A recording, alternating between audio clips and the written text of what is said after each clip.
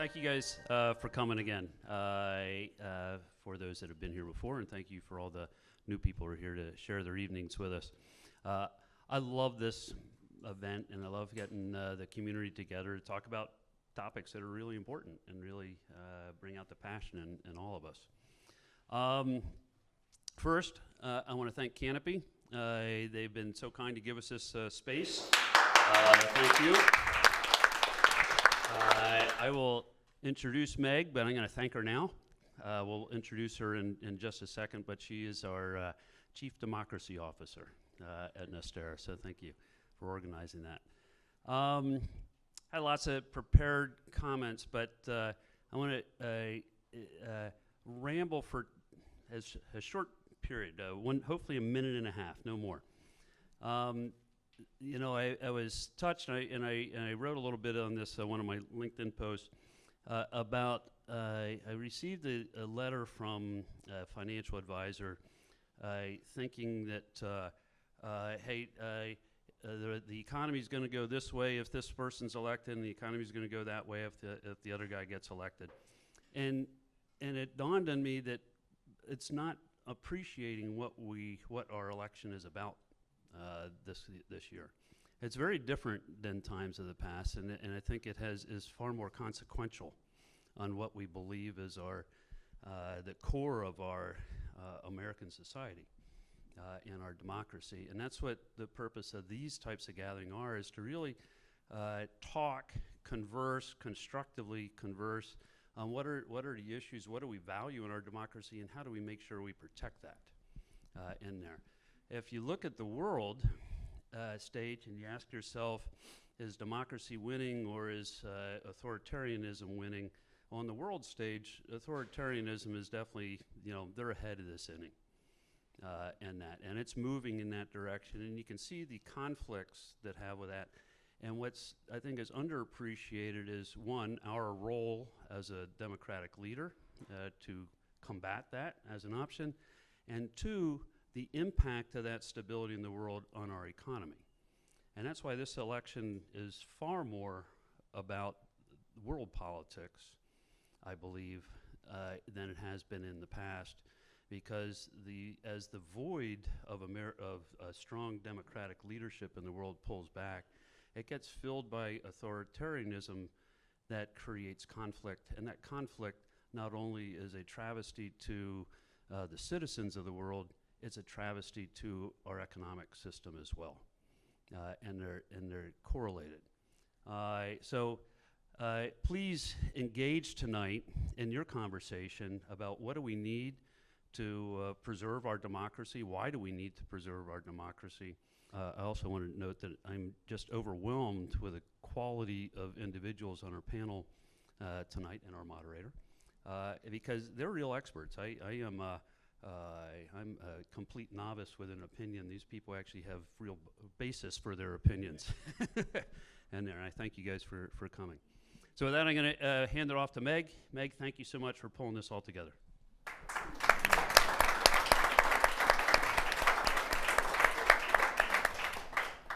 I just want to thank all of you for being here.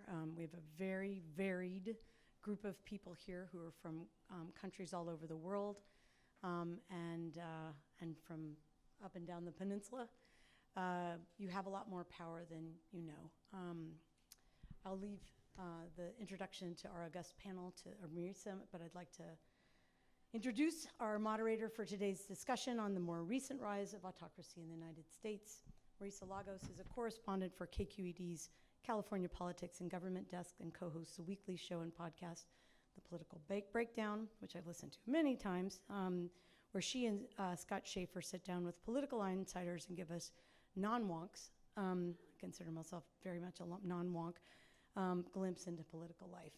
Prior to KQED, she worked for 9 years at the San Francisco Chronicle, covering City Hall and California politics, and at the San Francisco Examiner and the Los Angeles Times. She's won awards for her work. She has a nomination as a Peabody Award, investigating the 2017 wildfires and her ongoing coverage of criminal justice issues in California. Please join me in welcoming Marisa Lagos as she leads us in our exploration of autocracy. Thank you, Meg. Well, thank you all for being here for what should be an amazing discussion. And I think instead of reading your bios, I'm going to kind of throw out a question after I introduce you guys by name and let you talk a little bit about why you're doing the work you're doing. Sitting next to me is Stanford professor Larry Diamond. Thank you for being here, Larry.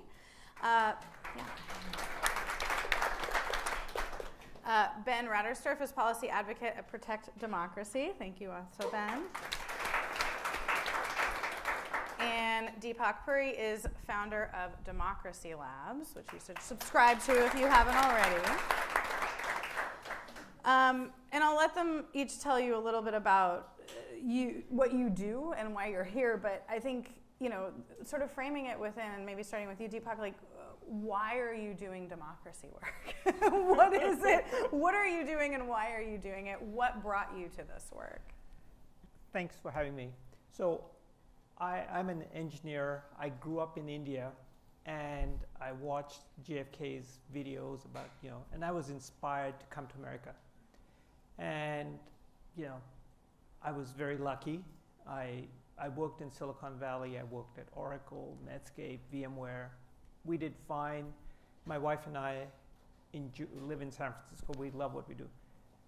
Then 2016 happens. Until that point, I was not involved in politics. I said, has nothing to do with me. They're all crooks. Nothing I can do makes a difference. That was my outlook. But then someone comes along and says, hey, these immigrants are bad. We're not going to do this. This is blah, blah, blah, blah, blah, blah. And then you suddenly wake up and you say, this is not right. And so at that time, my wife and I had the inspiration that, all right, we need to do something about this. And so we created a small non-for-profit called Democracy Labs. And the idea is, how could I take the skills and what I learned in Silicon Valley and apply it pro bono to progressive democratic groups around the country? So that's what I've been doing for the last 7 years. And for those of you in Silicon Valley, I don't miss my time in the Valley anymore. I love what I do, and that's why I'm here. Thank you, Deepak. Ben, tell us a little bit about your work. Yeah, so I started my career actually in foreign policy. And for any of you who've worked in an international context, you know that there's a whole ecosystem of pro-democracy groups around the world, many of which are even funded by governments, right? The idea of promoting democracy, not as an ideological goal, but as a systemic goal, as a sort of thing that allows everyone to prosper, is something we're very familiar with talking about in other people's countries.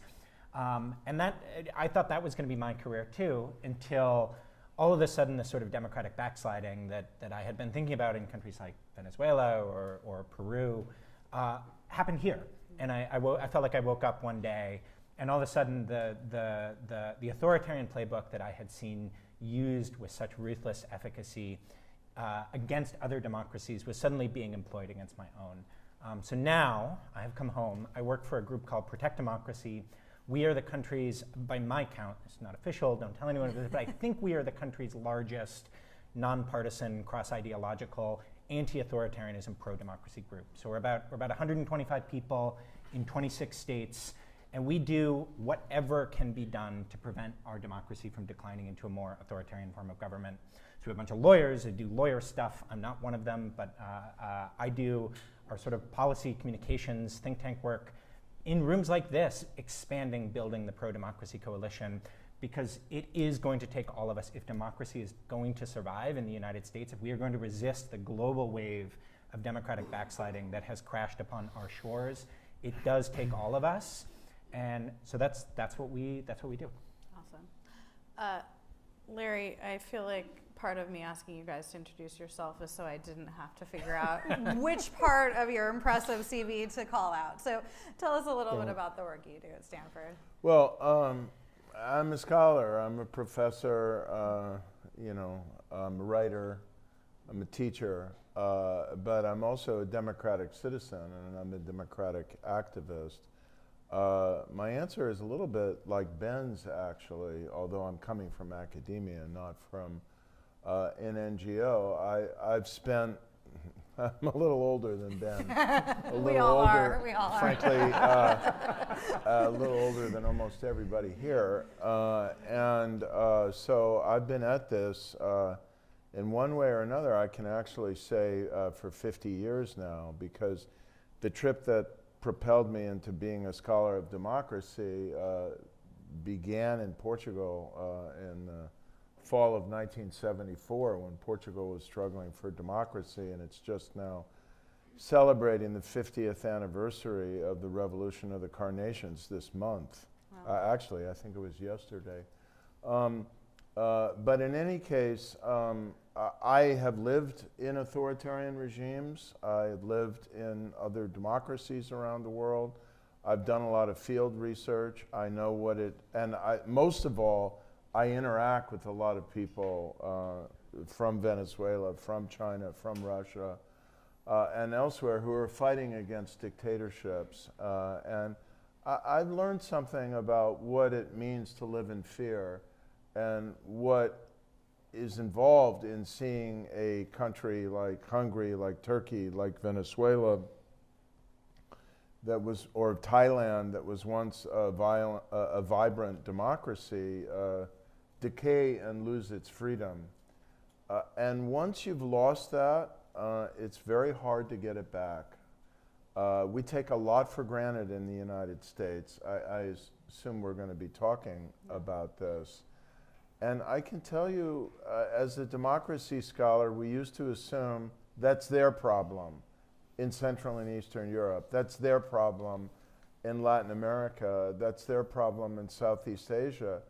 It's now our problem too. And all of the assumptions we had about having immunity from these things because we have 200 years plus of history, because we're an advanced industrial democracy, because supposedly, you know, our norms are more entrenched. They're only as entrenched as we're willing to defend. And I will just say, in echoing in different ways what my two colleagues have said, we are in very, very deep and imminent danger, and I think very few Americans understand the full, horrible extent of the risks we're facing. I want to cue up a video of a couple of folks who have lived in autocracies. We kind of have to everyone has to turn around to see the screen. I apologize. I was 26 years old when I left Venezuela, and the reason is that I was a young professional electrical engineering graduate. I had been working there for a couple of years, and I could not make enough money there to move away from my parents' house, start a family, and be independent. And my parents were aware of this, and they were very good that they motivated me to leave the country. And in fact, I did. I looked for work outside of Venezuela, and I found a job in the United States that paid 5 to 10 times more than what I could make in Venezuela. I'm immensely grateful to my parents for all their sacrifices, for literally leaving everything behind in their home country, everything they built, to flee in the middle of the night in a small boat into the ocean towards uncertainty so that they can give me and my two sisters the chance at freedom, democracy, and the American dream. I'm curious, has anyone here lived in a place that's autocratic? Raise your hand. Couple, okay. So we have, yeah, Deepak, I did want to start with you. I wonder what you think when you hear these types of testimonials coming from India, which clearly has its own challenges with an autocratic leader right now. I'm generalizing, so take it as such. If you live in a society where if Ben's uncle is rich, he gets all the breaks, he gets the business permits, he gets everything. I could be just as smart as he is, but I don't get the breaks. The beauty of, that's what happens in an autocracy where the system is rigged and you know it's rigged. No matter how hard you work, no matter how smart you are, you could get into trouble, whereas other people get all the breaks. It's kind of unfair, but you know the system.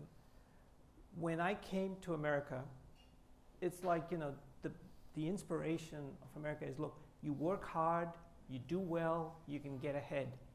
Everyone gets an equal break. There's a rule of law. Everyone respects the law. People are treated equally. And you watch the news, and I didn't watch, but Walter Cronkite, you get some fair, factual representation. So it's a level playing field, you get ahead. In an autocratic system, that's not the way it is. And so that's how I would say we're gradually sliding in that direction. Yeah. Ben, I wonder, I mean, Deepak kind of points out that like in some of these places, if you already have wealth and power, you get to keep that. What would be the case to people who have wealth and power to not, because, I mean, I think we can all sort of appreciate on its face like, oh, well, we all get an equal chance, but if it's not impacting you personally, I think it can be harder to see. Yeah, and I think that the key thing to understand, I think that's right. The only edit I'd make there is that wealth is not necessarily an insulator.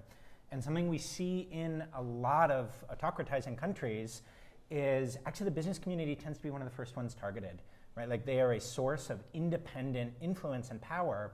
And so smart autocrats, they know that if you want to hold on to power, you go after that independence, right? So you find a way to co-opt business leaders, industries, companies, and you turn them into institutions of the state, of the party, of the political leader's interest.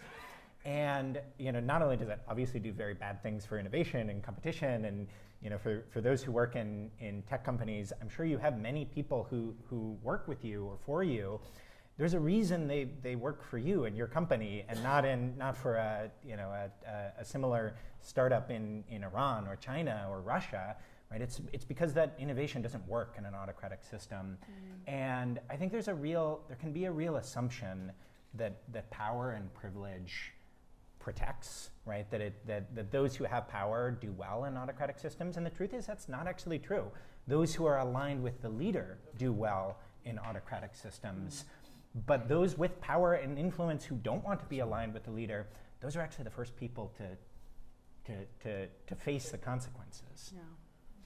Larry, you've laid out in great depth, people can read it online, but I would like you to give us a shorter version here, the playbook for autocrats. And some of it actually sounds pretty familiar. So I was wondering if you could kind of talk about what it is that you've outlined and where you think we are in this moment in the US.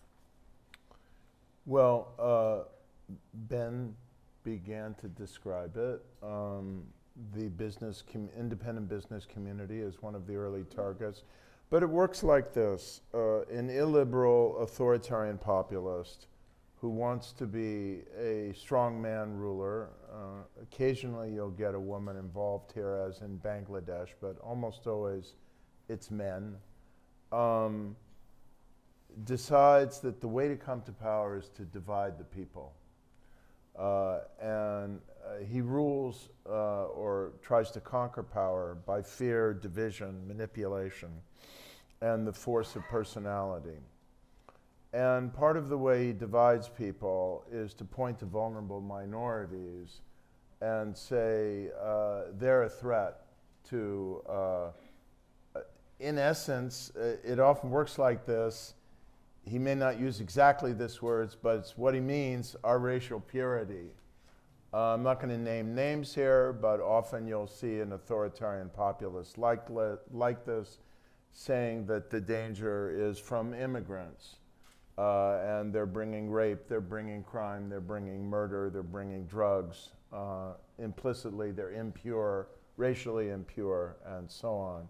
Elsewhere in the world, by the way, one of the favorite targets is the LGBTQ community, but we'll come back to that maybe later.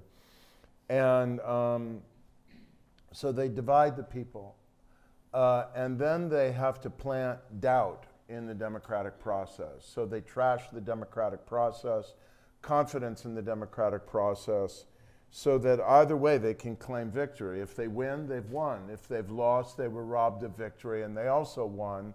And that may justify extra legal, but morally in their calculus, justifiable means for doing so. And then if they come to power, it's game on. And the aspiration is to take every instrument of power, law enforcement, tax authorities in many of these countries are a favorite target.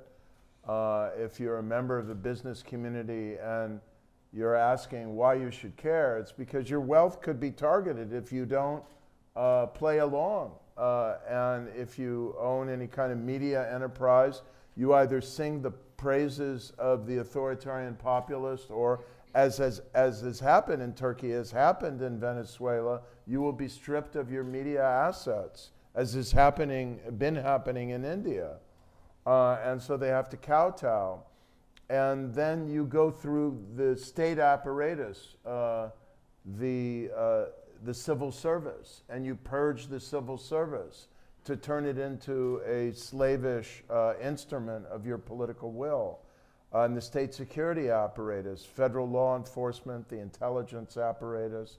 And then the last step is somehow to conquer the electoral apparatus. It's more difficult in the US because it's decentralized in 50 states, but nevertheless, you know, we've seen the vulnerabilities in the United States. And you then wake up one day and you realize you don't have a rule of law, you don't have an independent judiciary, you don't have business that can be a counterweight to this authoritarian ambition.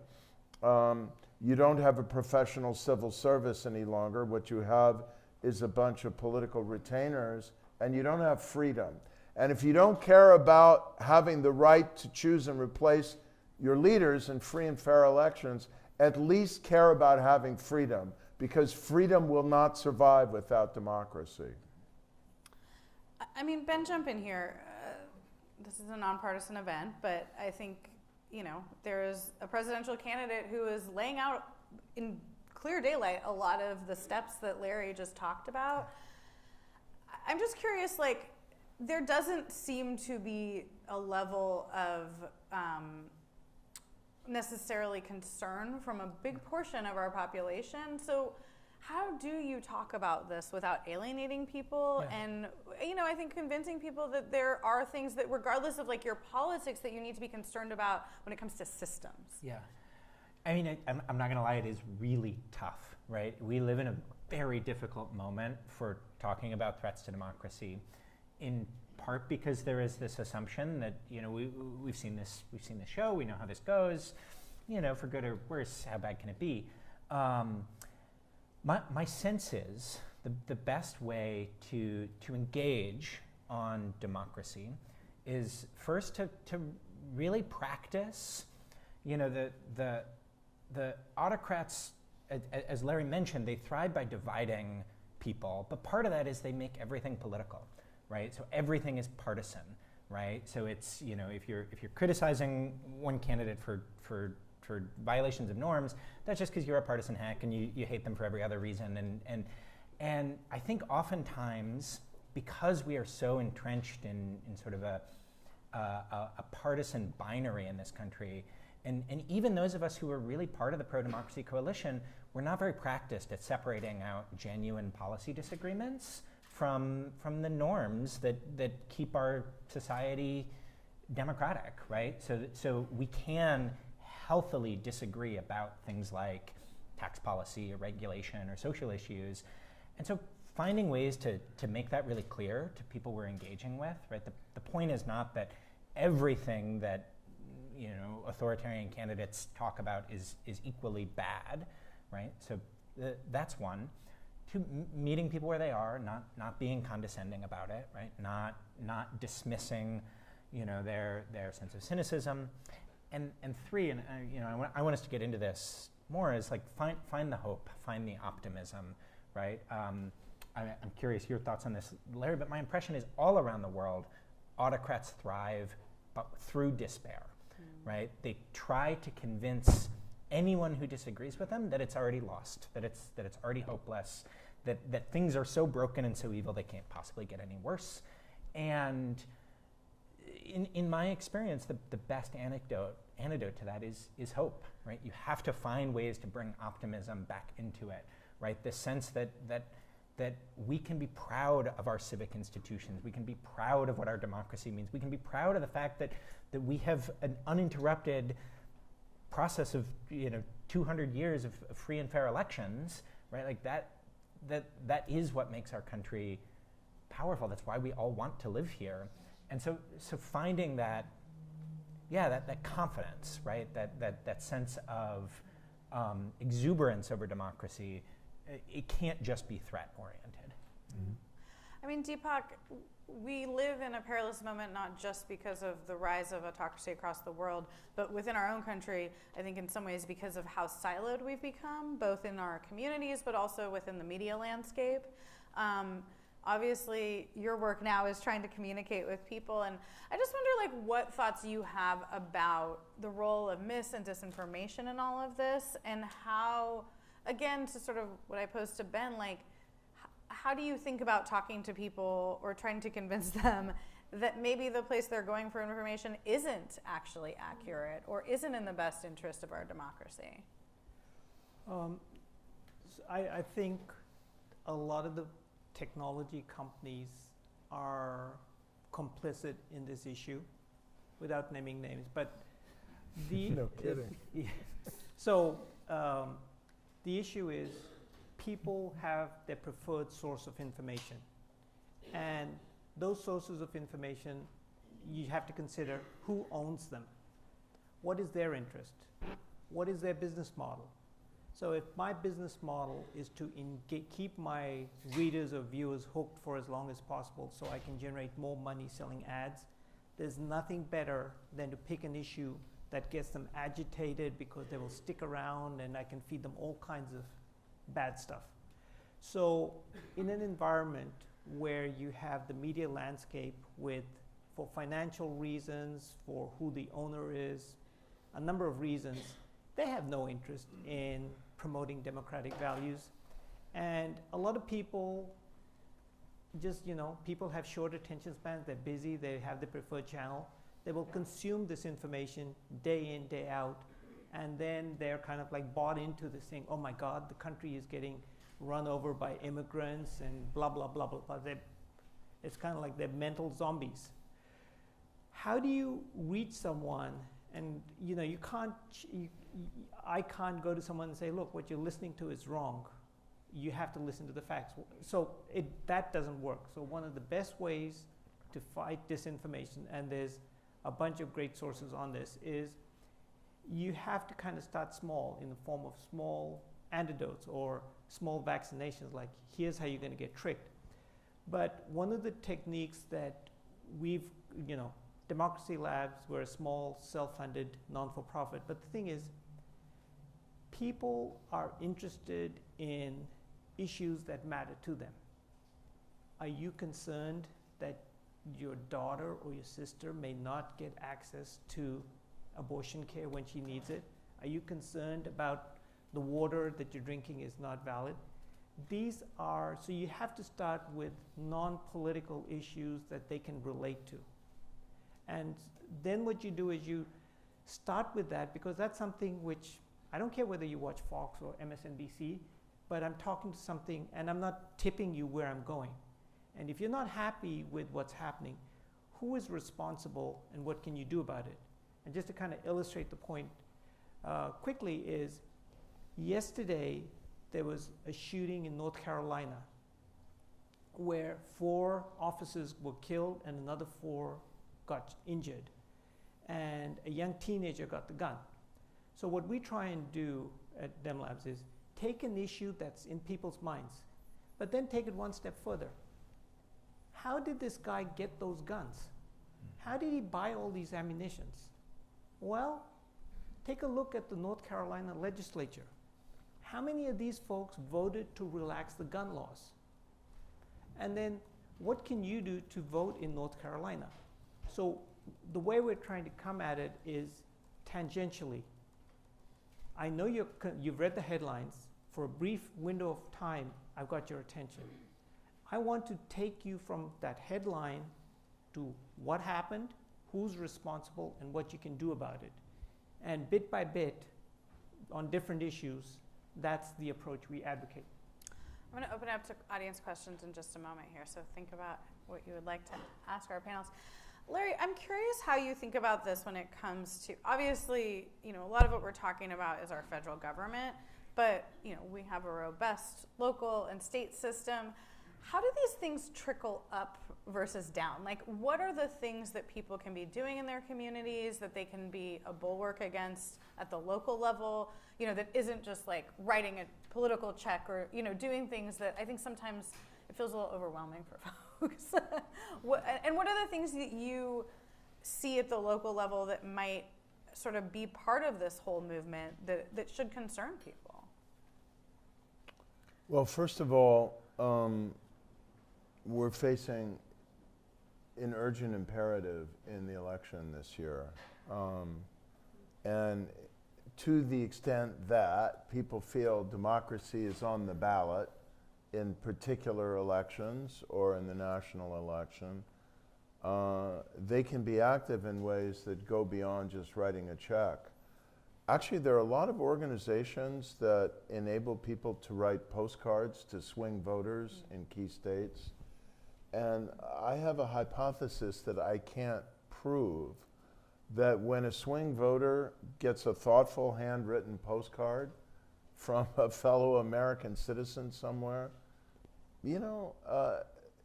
some of these elections are won by a few thousand votes. Yes. I actually think it's a pretty effective method, and I invite people to look for opportunities to do that. That's point number one. Point number two is that I really do believe that we have to be the change we want to see. And that involves how we live our lives and whether we're going to contribute to the epidemic of political polarization and dehumanization in this country, or whether we're going to try and transcend it. And we can transcend it by how we organize our lives and our interactions with people who we disagree with. We are working on this at Stanford University. Believe me, it's very difficult, but you have to work on it if you want to make progress. And I would say in your communities, in your social organizations, try to organize your life, your social interactions, your conversations in a way that bridge rather than reinforce divides. The third thing I will say is we are not going to escape the downward spiral of deathly, toxic, partisan political polarization in the United States unless we change our incentive structure. Protect Democracy has addressed this issue. Other democracy reform organizations are doing so. Experts and activists don't entirely agree on the solutions, but I will tell you candidly, as a political scientist, I came to this conclusion a long time ago. The worst political system for managing deeply divided, toxic partisan polarization is the electoral system we have today of partisan primary elections married to first past the post plurality elections to determine winners. I happen to be an advocate for ranked choice voting, which you have in San Francisco and in many other communities. To a lot of people's I consternation. want to get rid of partisan primaries throughout the United States of America. Top two that California adopted is not my favorite method because it doesn't allow enough choice in November. Protect Democracy has tried to urge people to consider the option of proportional representation. That's another option.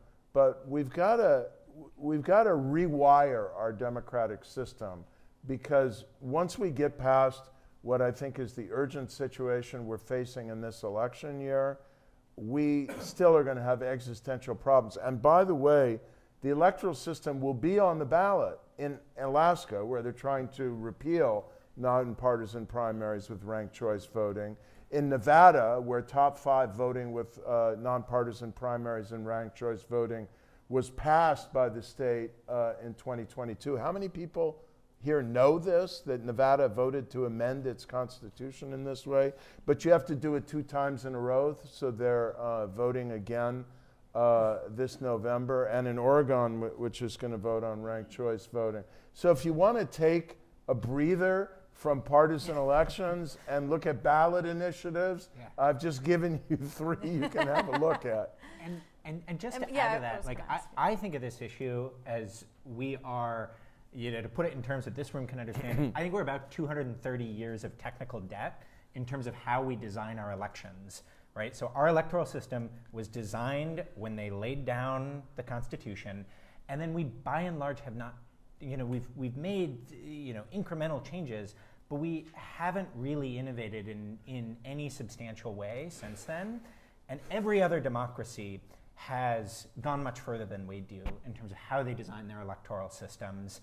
And the biggest challenge is we actually don't, we're short of that R&D, right? We have not done the place-by-place experimentation of what sort of electoral reforms actually start to decouple the really bad, pernicious polarization incentives that are tearing the country apart. So there are some really interesting, and I'm happy to talk to them. I know Larry is, I know Deepak is too. We'd be happy to talk to you about different initiatives that are happening in different places to test different ideas, to test reforms, to innovate, to do that thing that Americans are usually so good at doing, but that we are not so good at applying to our elections. So, I even see, I know Kaladin Myers, who's the head of a group called ProRep California, which is looking to try to bring proportional representation even just to the state legislature.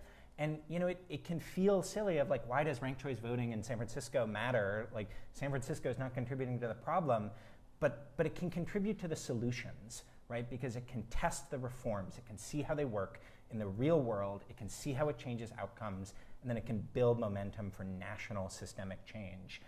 And it is happening. It's a very exciting story. Awesome. I would love to open it up to questions. Dave's going to kick it off. Sure. I have a question about the courts. So last, about a month ago, we got together and we talked about are the elections sound? And the answer was, yes, you can make a vote, the vote is counted appropriately, and you can depend on that process of being valid in a process. And so, and the question is, are we most likely to lose our democracy from the interpretation of law or the adoption of new laws? And I think the court systems, when I follow their actions, I worry about that a lot, and I'd like to hear you guys' thoughts on the role of the courts in either protecting democracy or degrading it. I'll start. I mean, the courts saved American democracy in 2020. Trump tried to overturn the election. How many court cases were there? 80-something? I think 82 or something like that. He lost in 81 of them, and in one maybe it was a little ambiguous, including before many judges who were appointees of his, or certainly appointees of prior presidents of his political parties. I don't have full confidence in the Supreme Court. I would change the way the Supreme Court is chosen. If you want to know how, look up 18-year term limit bill introduced by Ro Khanna, who many of us know. Well, that isn't going to happen anytime soon, but I don't think the courts are the problem. The problem, or the principal problem, they're more likely to be, if we really get into trouble next year, possibly the single most important bulwark against a slide into authoritarianism. But I think the principal agent of authoritarian innovation and imposition in the United States, if it comes to this, will be what it has been in Hungary and Venezuela, in Turkey and in India right now under Narendra Modi, and that is the elected head of government. I would say the courts have a very pernicious role to play, and I'll kind of give you 3 specific examples. In Texas, the courts have ruled that a shooting ID is a legitimate form of voter ID, but a student admission or college ID card is not valid.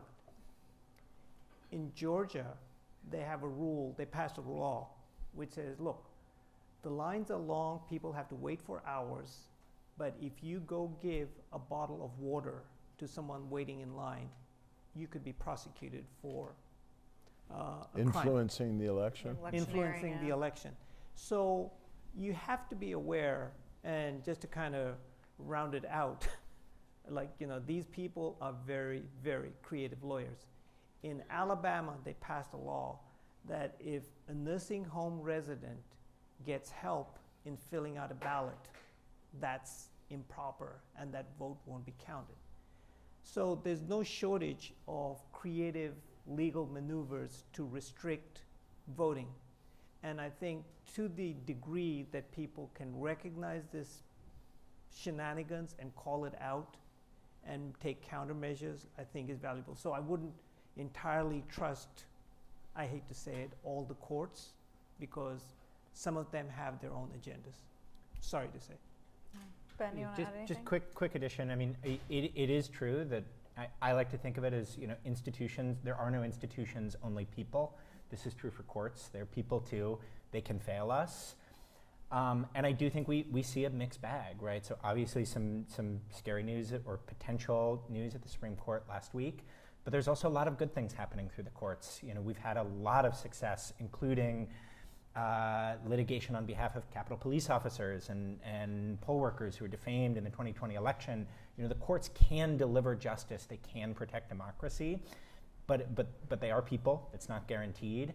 But the one thing I do think it is really important to always stress, though, is even when the rule of law fails us, there's not an alternative, right? You cannot defeat an extra legal threat through extra legal means, right? Like we have no choice but to believe in the rule of law and to do everything we can to defend it and work with it and work through it.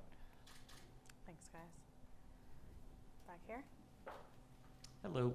I've got a quick question about the electoral system. I am not a political scientist, I'm an engineer. When I learned about it long ago, it made a lot of theoretical sense. I used to believe in it. I don't believe in it now because it seems like it's been hijacked in some way. I don't completely understand it. And I guess I'd like to ask the question of all the panelists, you know, what went wrong with the electoral system? How did it go from what was theoretically a great system where electors were supposed to prevent bad actors from becoming president, and what can we do about it? It's talking about the electoral college system specifically, yeah. Well, they're really, you can break your question into two parts, the presidential elections and the electoral college, and what I was talking about before. The electoral college was, in my view, never perfect, right? Twice before, I believe, well, you know, obviously in the year 2000, we had a president elected who didn't win a majority of the popular vote. The Florida scandal would not have been an issue if we went by the popular vote, right? And we almost had a breakdown of American democracy in 1876 over, you know, the electoral college dispute then.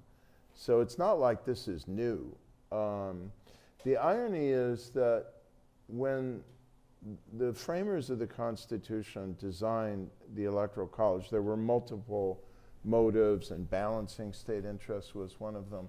But another, if you read the Federalist Papers and what Alexander Hamilton wrote, was they wanted indirect democracy because they feared that a direct democracy would lead to the election of a demagogue.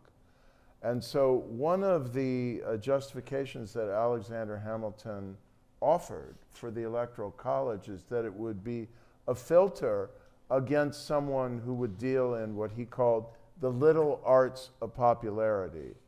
Well, I'm sorry, the Electoral College, many people think, gave us someone who had little more to offer except the little arts of popularity. And so that didn't work out so well, and it's deeply undemocratic in my view, profoundly undemocratic, to have direct election of to have more or less direct election of the President of the United States, but then to allow for it to be nullified by some other indirect system. There's no other democracy in the world that does this. Talk about antiquated systems. But I don't waste my breath talking about it, because it advantages primarily one political party over the other. You need consensus to amend the Constitution. This will not be amended in my lifetime, so I choose to work on other things. I thought you were initially asking about the electoral system we use to elect everything else, which is the first past the post, single member district, conjoined with these partisan primaries. And the answer to that, why it worked fine before and isn't working now, is twofold. Number one, we didn't have in the decades before the degree of, you use the word, the famous word now in academia, pernicious, deathly, existential partisan polarization that we have now. So it was fine for two political parties to be contesting, knocking heads, and so on. But now it's taken on a whole other dimension. But the single biggest thing that I think we must end as soon as possible is the ability of someone to win a party nomination, or to, if they're an incumbent, be denied renomination by 7 or 8% of the electorate. Because only 20-25% of the electorate votes in primaries. If 14 or 15% is for the dominant party, then it takes 8% of the electorate to win that primary. And if you want to know, if you read the new edition of the May edition of the Atlantic, and all these Republican senators, starting with Rob Portman, who lost their courage, look at the electoral system. And it's not the only thing. They didn't want to lose their country club memberships and so on and so forth. But beyond that, they didn't, in many cases, they don't want to lose renomination. They fear being primaried. You know who voted to convict Donald Trump in the Senate in January of 2021? Lisa Murkowski. You know why she was able to do that? Because Alaska has nonpartisan primaries and ranked choice voting, and she had done it before too, to convict him, and she knew that she couldn't be primaried. We've got to change the political incentives here. What worked before doesn't work now, and you're an engineer. You should love this, because it's all about engineering. Ben, do you want to jump I in mean, here? that's, yeah.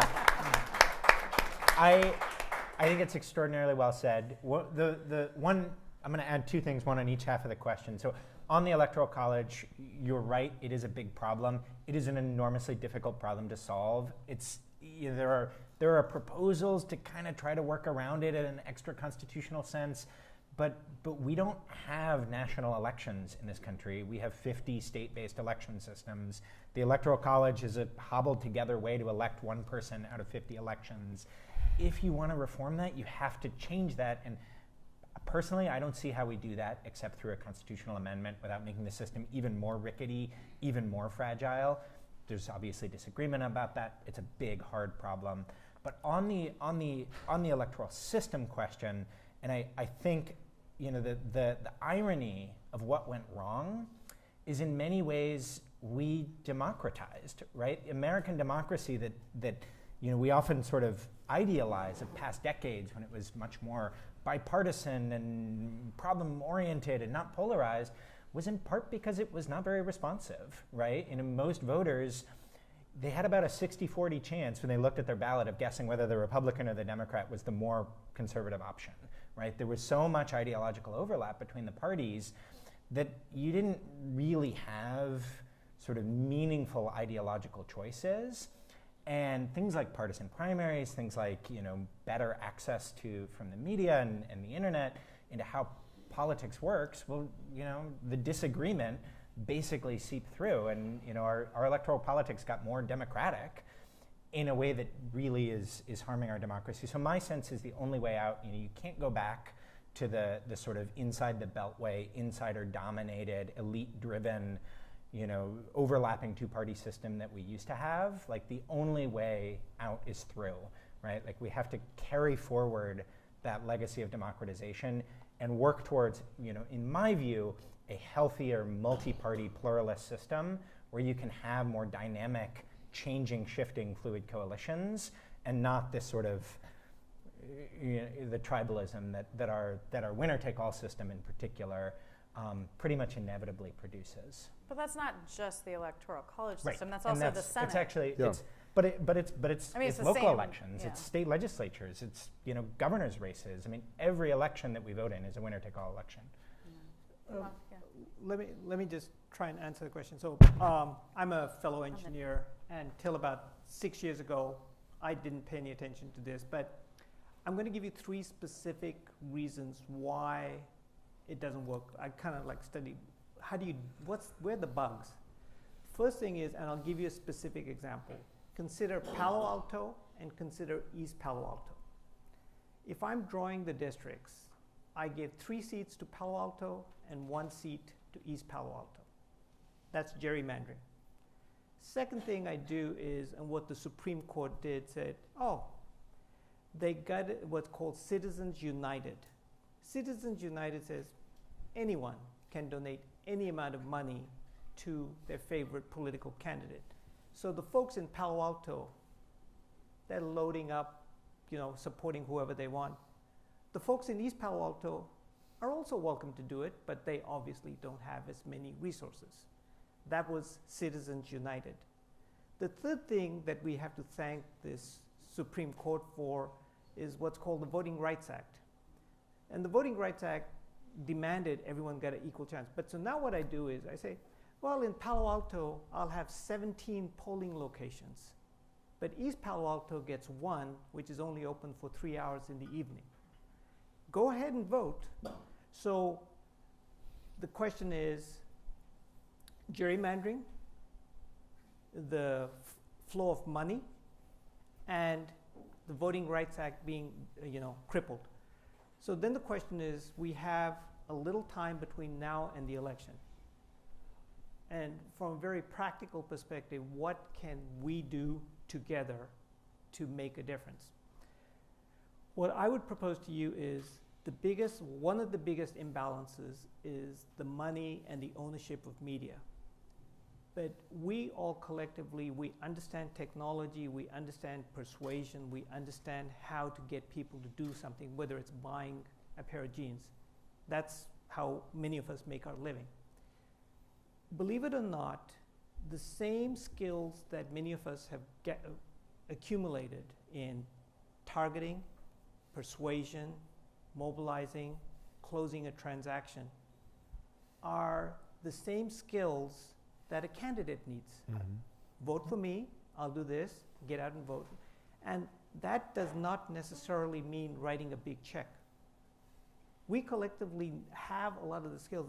The thing that's missing is, if you are inclined to make a difference, I'm not saying write a check. I'm like, you can, if you can, great. But if you can't, you have skills that can really help a candidate. So that's what you should consider, because they've rigged the game really bad. We have a question over here. Hi, back to the Electoral College. So I think that as much as I agree that it's probably not going to happen in our lifetime, that there's going to be a major change to it, I think it's helpful to look back to the founding fathers' ideas about, why do we need one, right? I think if we were to explain to any of our children or grandchildren why one man, one vote is not the case, it's a hard answer.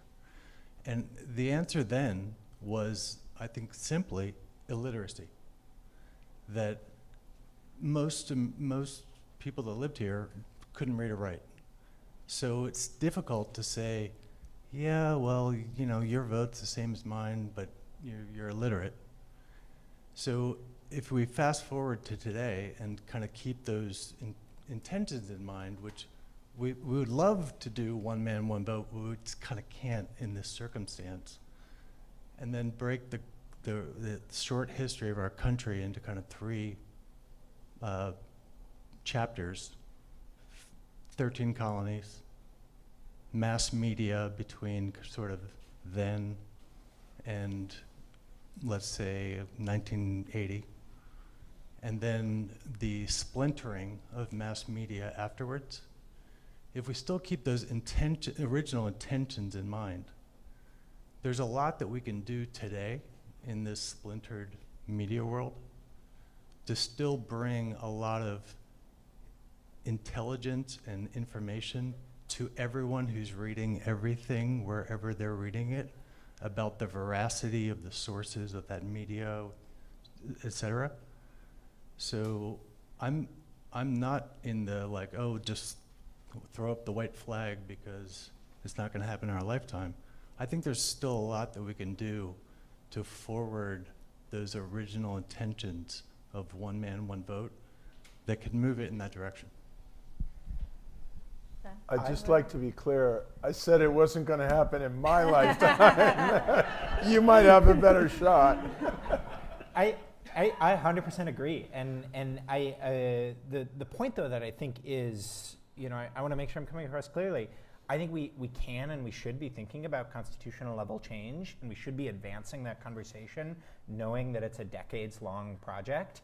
But there are also a lot of electoral reforms, the things that Larry talked about, some of the things that we work on, that can be done without changing the Constitution, right? That we can do purely through legislation alone, right? That the Constitution gives us tools to make those choices right now without changing it. So I think we need to do all the above.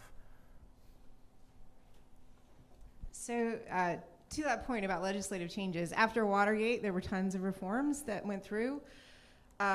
We had, you know, some interesting times over the past 5 years or so, and there haven't been commensurate reforms passed, even with, partially Republican Congress that would, seemingly love to curtail the power of the presidency when a Democrat is there, but also Democrats who might be afraid of other potential future presidents not working together to bolster the power of the first branch. So my question is, I know Protect Democracy has done a lot of work on Article 1, but we, last week had a coalition government in the House. So are you seeing any bright spots? And we talked about the courts.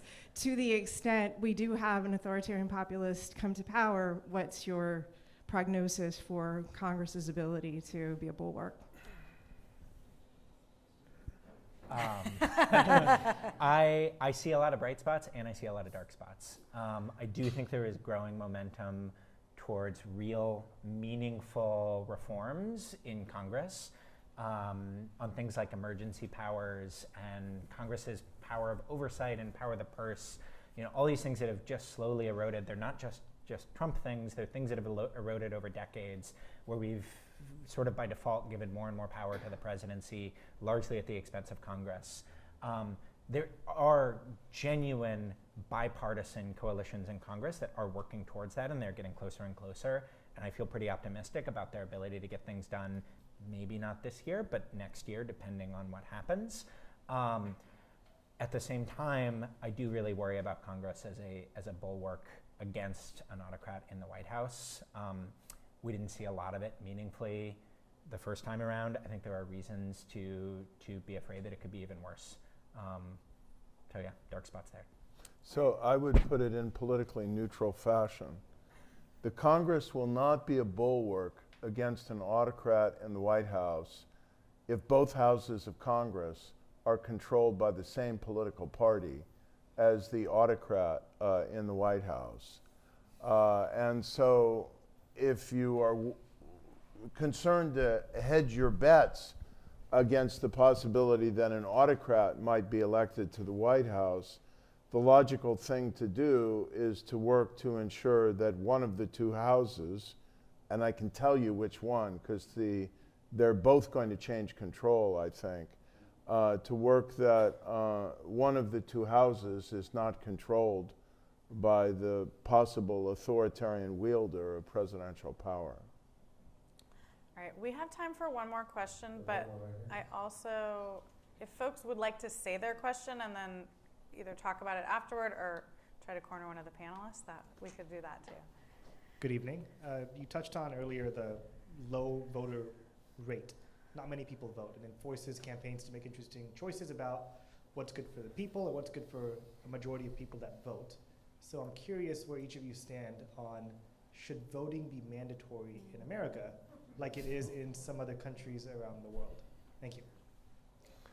So we have a deliberative democracy lab at Stanford University. We do deliberative polls where we poll people on issues. In the case I'm about to talk about all these issues of democratic reform. Ranked choice voting, proportional representation, Supreme Court reform, campaign finance, electoral college. We did everything in June of last year. I actually like the Australian system of mandatory voting. I think it's good for citizenship. And the former Secretary of State of Connecticut, Miles Rabb is his name? Rappaport. Miles Rappaport and E.J. Dionne wrote a book advocating mandatory voting.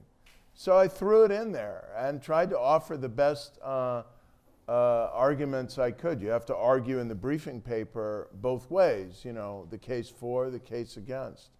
You know what was the percentage of Americans who, after my best arguments, and there were con arguments as well, supported mandatory voting?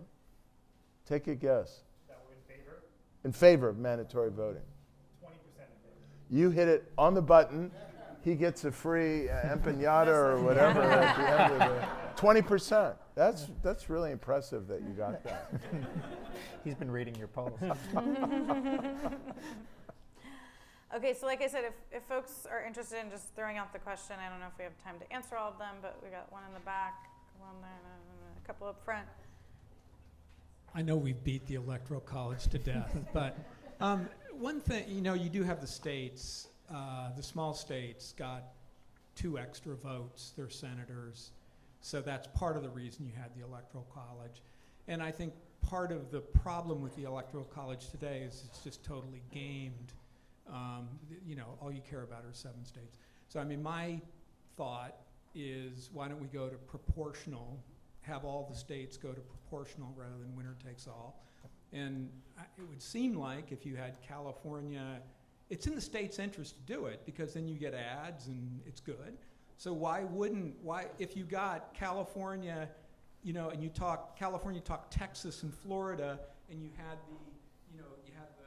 the numbers balance out. I'll answer your question when we're done with the formal program. All right, we got to make this quick. I'm getting the cue. Yeah, just given the stakes at this point with the November election, I wonder if you guys can just speak more about practical steps that people in this room could take to have influence on it. So you spoke about writing postcards to independent voters, helpful. What else can we do? I think I'm going to let you have the last word because that was my final question, and I also want to end on something hopeful here. So can we go down? And I think you guys will stick around for a few minutes, so for sure corner them. But Deepak, what should people do, and what gives you hope?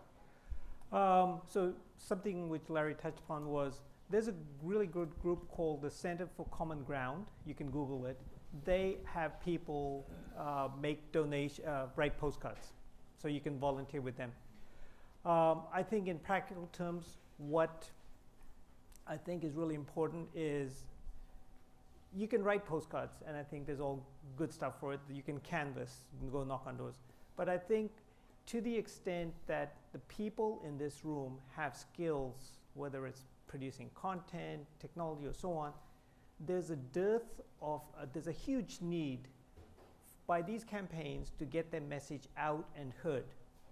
And so if you can apply those skills, that would be really useful. We try and connect people with skills to groups that need them. What gives me hope is these last 7 years, I've traveled to different states.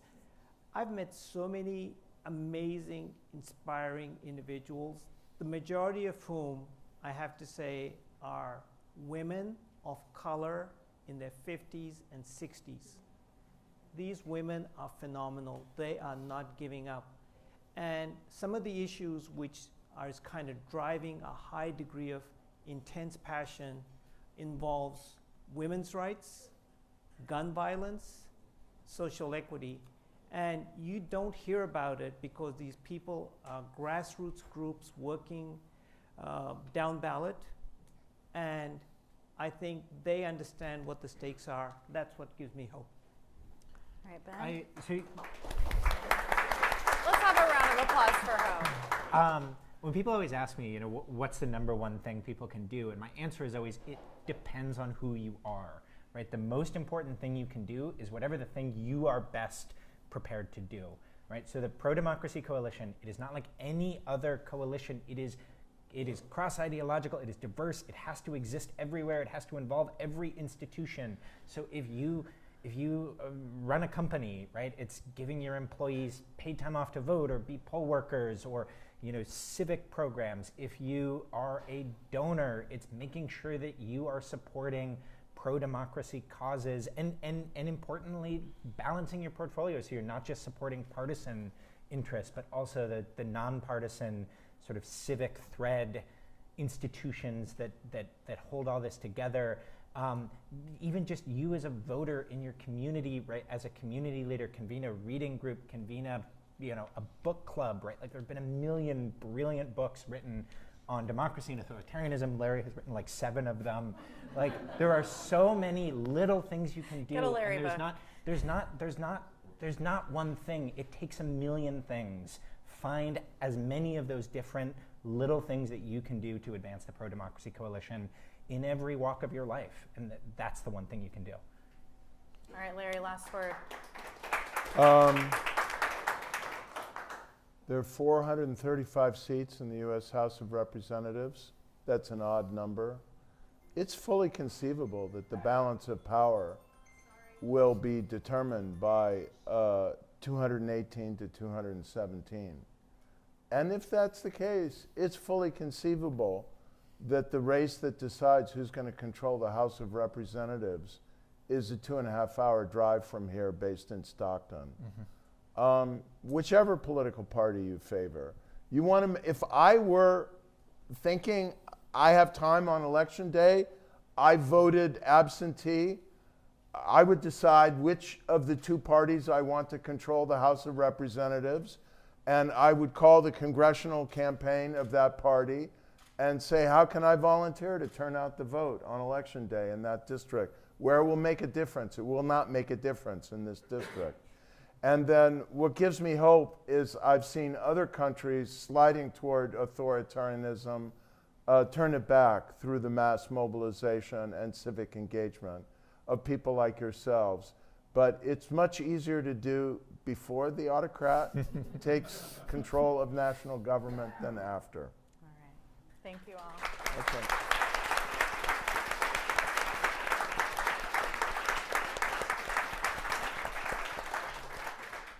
I just want to thank this amazing panel of people. Marisa honestly did a fabulous job of bouncing between these incredibly brilliant folks. And all of you for being here. I have made a promise before. I will help you find that election that you want to canvass at, that state that you want to visit, that donation that you want to make. We've done a lot of work. Danny, somewhere in the room, has done an amazing amount of work of finding great people to support. Send me an email. We'll send you an email after this if you guys want to continue to be involved. But we thank each and every one of you guys for everything that you brought. So